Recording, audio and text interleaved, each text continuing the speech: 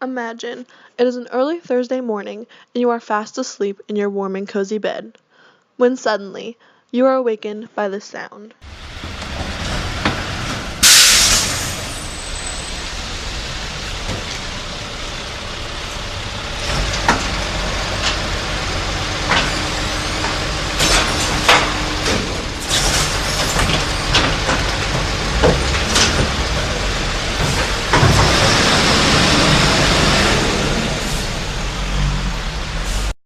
It's trash pickup day, and here is the ugly truth about being a garbage man.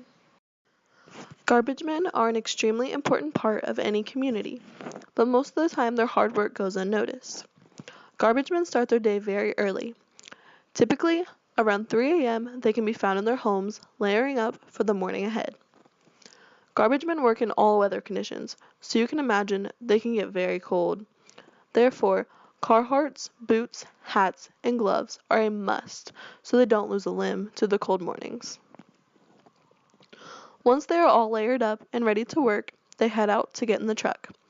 Generally, at many trash pickup companies, they have 2 men to 1 truck, one driving and the other one riding on the back, emptying the cans into the truck. Halfway throughout the day, they will switch to give the one on the back a break. This job is one that is extremely hard on the joints, all of the jumping on and off of the trucks all day long. The terrible cold mornings and the unbearable joint pains are only the beginning. A garbage man has seen and smelled things one could never imagine while on the job. From expired food from the fridge to used hygiene products, a garbage man's job is filthy. With the countless bags full of nasty things people throw away, garbage men have to hope and pray that the customers didn't buy the cheap bags. If they did, they could bust open onto their clothes as they are being thrown into the truck.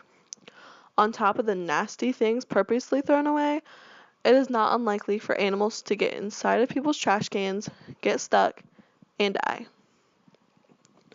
My dad, Ken Davey, has been a garbage man for Kurtzman Sanitation in Crestline, Ohio for 37 years. Dad, what is the grossest thing you've ever seen on the job? I'm glad you asked. It really isn't a gross job. Smells sometimes, but you get used to it. In a small town like mine, the garbage men ultimately know everybody and where they live. This is because they are required to memorize their pickup routes, which are different every day of the week and are ever changing because people constantly drop or begin the service. The customers can also be a challenge sometimes, especially when it comes to following the rules. One rule everyone seems to break is the bag limit, which is how many bags one can put out a week. If a person exceeds the limit, more than likely the garbage men will still pick up the bags, even though it takes more time for them to do the route. What is the hardest part of your job? It's a very physical job. We start early in the morning. It's very cold in the winter, and working in the rain isn't fun. While being a garbage man is a cold, painful, stinky, and not fully appreciated job, there are some things that make the job bearable. Otherwise, no one would do it. One good part about being a garbage man is that, like I mentioned before, they get to know everyone in their town. And there are some loyal customers that really appreciate their work by giving them gifts on the holidays. Another really cool thing is the reaction they receive by children.